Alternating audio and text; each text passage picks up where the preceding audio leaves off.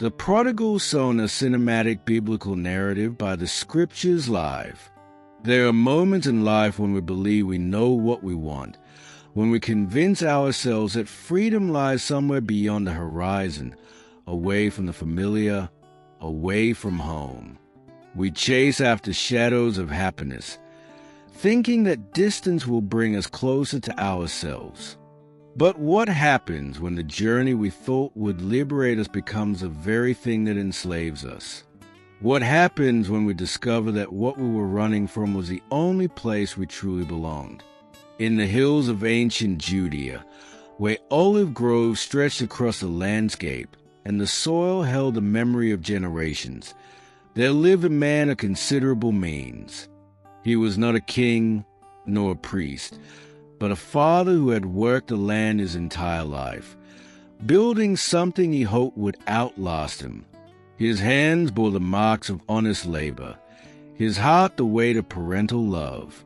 He had 2 sons, and in them he saw both his past and his future intertwined. The younger of these sons possessed a restless spirit, the kind that looks at familiar walls and sees only confinement. Each morning, as the household stirred to life, he would watch his father move through the estate with quiet authority, directing workers, inspecting the fields, managing the flocks. And each morning, the young man felt something tighten within his chest.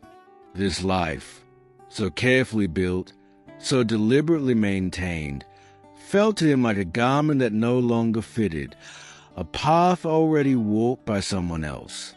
He began to dream of distant cities, of markets filled with exotic goods, of experiences that existed only in his imagination.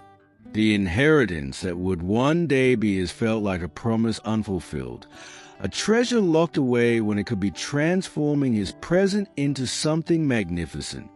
Why should he wait for his father's death to claim what was rightfully his? Why should potential remain dormant when life was happening now, elsewhere, to people brave enough to seize it? The thought grew within him like a seed in fertile ground, quietly at first, then with increasing insistence. He rehearsed conversations in his mind, anticipating his father's reaction, preparing arguments and justifications. The inheritance was his by right. After all, Jewish law acknowledged this. He was not asking for charity, but claiming what tradition and custom already granted him. And so, on a morning that seemed no different from any other, he approached his father with a request that would alter the course of all their lives. The words, when they came, were simple but devastating. "Father, give me my share of the estate." No preamble, no softening of the blow, just a direct demand that carried within an unspoken wish. In that culture, in that time, such a request was more than financial. It was a rejection. To ask for one's inheritance while the father still lived was to say, in effect, "I wish you were dead. I want what is mine, and I want it now, without the burden of your presence or your authority." The father stood in silence, and in that silence, the weight of 1,000 unspoken words hung in the air. His weathered face revealed nothing, but his eyes, those windows to a father's soul, held a depth of pain that no words could adequately express. He could have refused. Custom and law would have supported him. He could have rebuked his son, reminded him of duty and honor, of all that had been given and all that was owed. But he did none of these things. Instead, he nodded slowly, as though accepting a verdict he had always known would come. Within days, the division was made. The younger son received his portion, 1/3 of the estate converted into silver and gold, into portable wealth that could be carried away from everything his father had built. The older brother watched in silence, his jaw set, his fists clenched, feeling the injustice of it all but saying nothing. And the father, he watched too, with the quiet grief of one who sees a beloved child walking toward destruction and knows that love sometimes means allowing the journey to unfold. The day of departure came swiftly. The younger son gathered his wealth, packed what belongings he deemed necessary, and turned his face toward the horizon. He did not look back as he walked away, did not see his father standing at the edge of the property, watching until the figure of his son became a speck in the distance and then disappeared altogether. The father remained there long after, staring at the empty road, hoping perhaps for a change of heart, for turning back. But the road remained empty. The young man traveled to a far country, a place where no one knew his name or his family, where he could reinvent himself without the burden of expectation or history. The freedom was intoxicating. For the first time in his life, he was accountable to no one but himself. The silver in his purse opened doors previously closed, bought experiences previously imagined. He threw himself into this new life with abandon, renting luxurious accommodations, hosting lavish feasts, surrounding himself with people who called themselves his friends and praised his generosity. The nights blurred into one another, a succession of celebrations and indulgences. There was always wine, always music, always laughter echoing off marble walls. He bought fine clothes and expensive perfumes, frequented the theater and the gymnasium, gambled in the marketplace, and spent without counting. His new companions encouraged his spending, applauded his extravagance, and assured him that this was what it meant to truly live. They drank to his health and to his wisdom in choosing freedom over the constraints of tradition.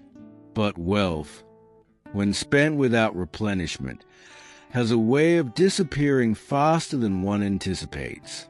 The silver pieces that had seemed inexhaustible began to dwindle. The young man noticed at first in small ways, the weight of his purse growing lighter, the need to count coins before making purchases, the gradual realization that his spending would need to slow. But he was not yet alarmed. He still had resources, still had friends, still had time to make adjustments. Then, like a storm appearing suddenly on a clear horizon, famine swept across the land. The crops failed, the livestock grew thin, and the price of bread multiplied tenfold. What had been expensive became unaffordable, and what had been unaffordable became impossible to obtain. The young man's remaining wealth evaporated in the desperate attempt to maintain his lifestyle, to keep his friends close, to hold on to the illusion of prosperity. But illusions, when exposed to the harsh light of reality, dissolve like morning mist. His friends, those jovial companions who had praised his generosity so effusively, began to make excuses when he suggested gathering. They were suddenly busy, suddenly committed elsewhere, suddenly unable to remember his name when they passed him in the street. The invitations stopped coming. The doors that had opened so readily now remained firmly closed. And the young man, who had once been surrounded by voices telling him how wonderful he was, found himself alone in a silence more profound than any he had known. He sold his fine clothes to buy food.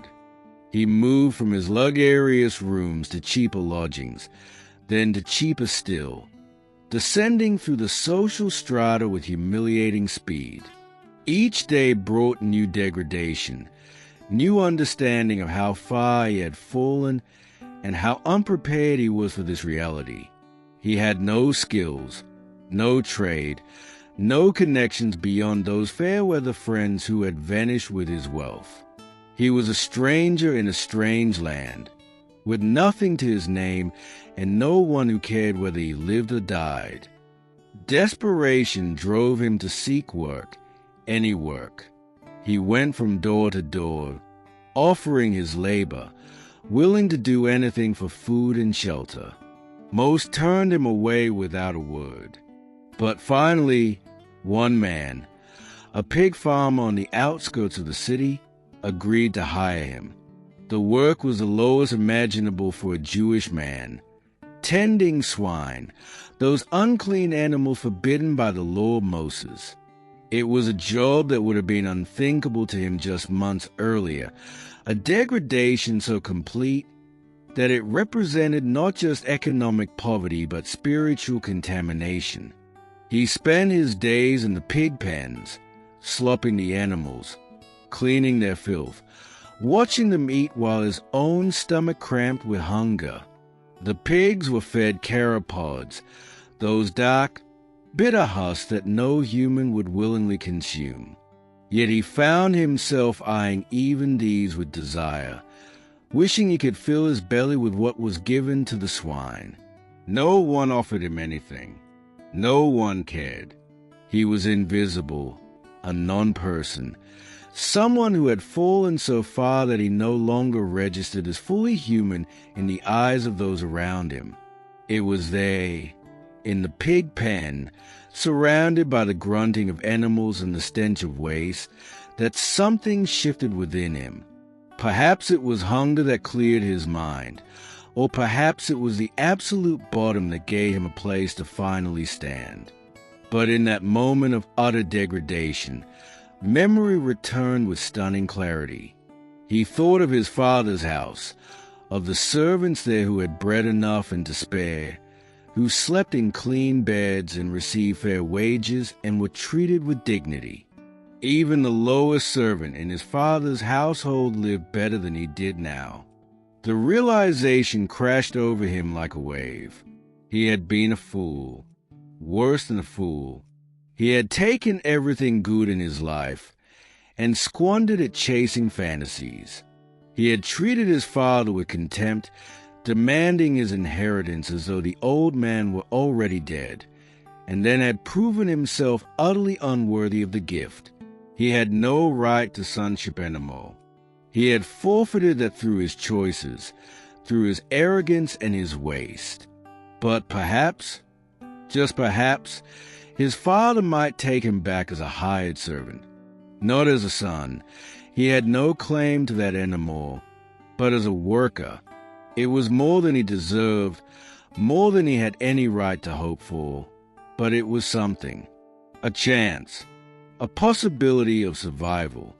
He began to rehearse what he would say. "Father, I have sinned against heaven and before you.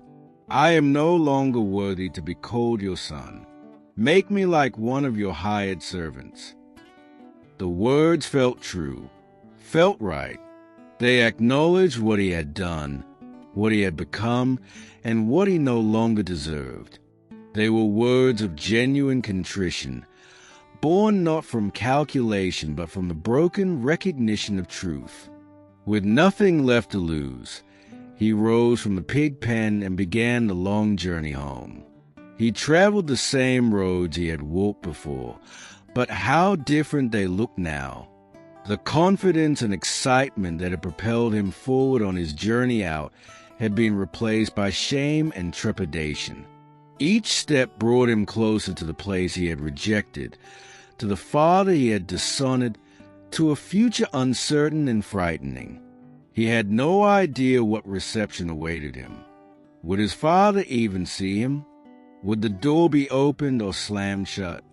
Would there be any mercy at all, or only the justice he rightfully deserved? He imagined various scenarios as he walked, each more discouraging than the last. He pictured his father's anger, his older brother's satisfaction at seeing him brought low, the servants whispering and pointing at the foolish son who had squandered his inheritance and come crawling back. The shame of it weighed on him with every step.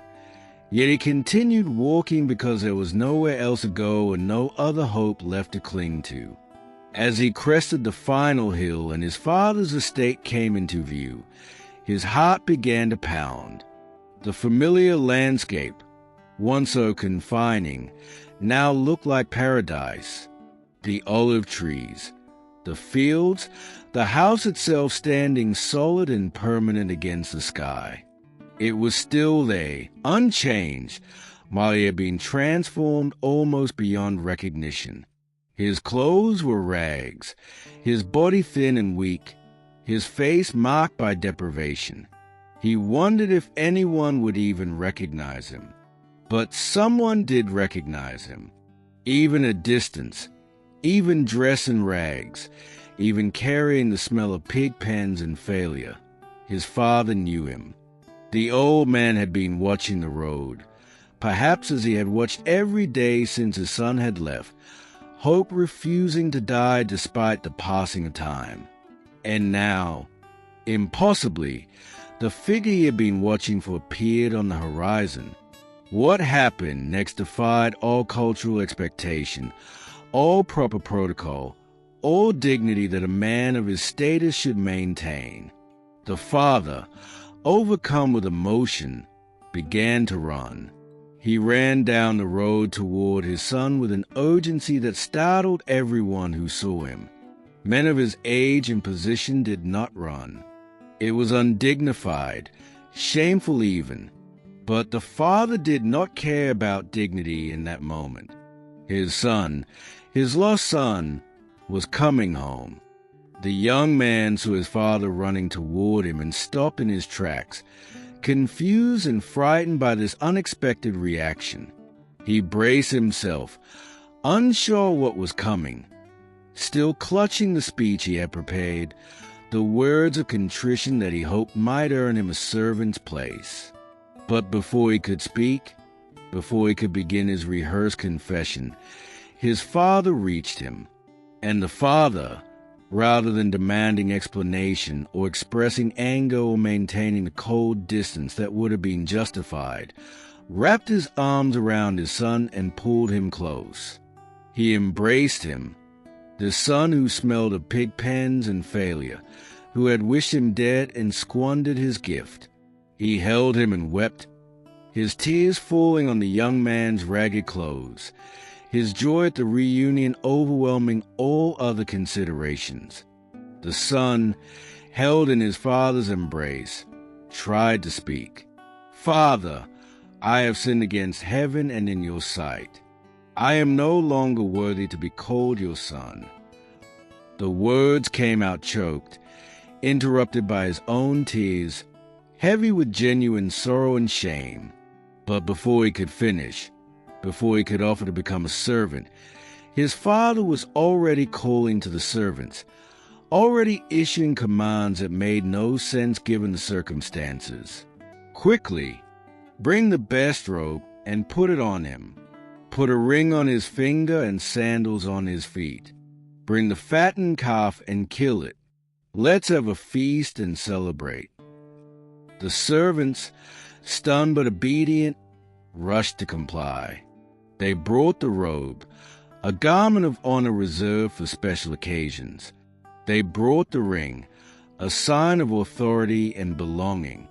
They brought sandals, marking him as a son rather than a slave, for slaves went barefoot. Each item restored what had been lost. Each gesture proclaimed that this young man was not being received as a hired hand, but being reinstated as a beloved son. The older brother, working in the fields, heard the commotion, music and dancing, the sounds of celebration, the smell of roasting meat. He called to one of the servants and asked what was happening. When told that his younger brother had returned and that their father was throwing a feast to celebrate, something dark and bitter rose within him. All these years he had remained faithful. All these years he had worked without complaint, followed every rule, met every expectation, and never once had there been a celebration for him. Never once had his father killed even a young goat so he could celebrate with his friends. But now, for this son who had disgraced the family, squandered his inheritance on prostitutes and reckless living, there was a fattened calf music, dancing, joy. It was unjust. It was wrong. It was an insult to everything the older brother had sacrificed and maintained. He stood outside the house, refusing to enter, his anger righteous and burning. The father, learning that his older son was outside and unwilling to join the celebration, left the feast and went to him. Here was another kind of lostness, another kind of distance that needed to be bridged. The older son's words came out in a torrent of accumulated resentment. "Look, all these years I've been slaving for you and never disobeyed your orders. Yet you never gave me even a young goat so I could celebrate with my friends. But when this son of yours who has squandered your property with prostitutes comes home, you killed a fattened calf for him." The father listened, and when he spoke, his voice carried both firmness and tenderness. "My son, you are always with me, and everything I have is yours. But we had to celebrate and be glad, because this brother of yours was dead and is alive again. He was lost and is found." The words hung in the air between them, an invitation to see the situation differently, to understand that justice and mercy are not enemies but partners in the economy of grace. Inside the house, the celebration continued. The prodigal son, clothed in honor, surrounded by acceptance, experienced something he had not expected to ever feel again: belonging, not earned, not deserved, but given freely by a father whose love proved stronger than disappointment, whose mercy proved deeper than justice demanded. He had left seeking freedom and found slavery. He had returned expecting rejection and found embrace. The story does not tell us what happened next, does not reveal whether the older brother eventually joined the celebration or remained outside in his anger. It does not tell us whether the prodigal son justified his father's faith or fell again into old patterns. These details are left unfinished because the story is not really about the ending but about the journey itself, about the nature of love that waits and watches and runs to embrace those who return. We are all, in our own ways, both sons. We are the younger son when we take the gift we've been given and chase after illusions, believing that life is better somewhere else, with someone else, in some other circumstance. We are the older son when we catalog our faithfulness and compare it to others' failures, when we measure work by works and feel cheated by grace. And perhaps, if we are honest, we recognize that we need the same father they needed, one who loves beyond what is deserved, who waits beyond what is reasonable, who forgives beyond what is earned. The far country still calls to us with its promises of freedom and fulfillment. The pig pen still awaits those who chase those promises to their logical conclusion. But the road home still stretches before us, and the Father still watches from the distance, ready to run toward any child who turns their face homeward. The robe of honor, the ring of authority, the sandals of sonship are still being offered, not to those who have earned them, but to those who have finally realized they never could. This is the scandal of grace, the offense of mercy, the upside-down economy of the kingdom of God. It makes no sense to those who calculate worth by achievement or measure value by performance. But to those who have tasted the bitterness of the far country, who have known the emptiness of the pig pen, who have felt the weight of their own failure and the impossibility of earning their way back, to these, the Father's embrace is everything. It is life where there was death, home where there was exile, future where there was only despair. The question that remains, the question that echoes through the centuries to reach us today, is simply this: which son are you, and are you ready to come home?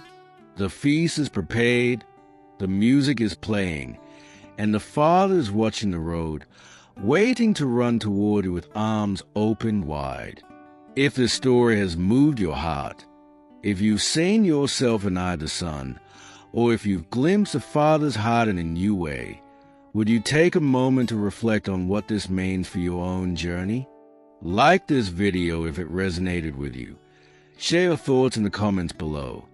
And subscribe to the Scriptures Live so we can continue exploring these timeless truths together. The ancient stories still speak because the human heart remains unchanged, and the Father's love remains constant yesterday, today, and forever.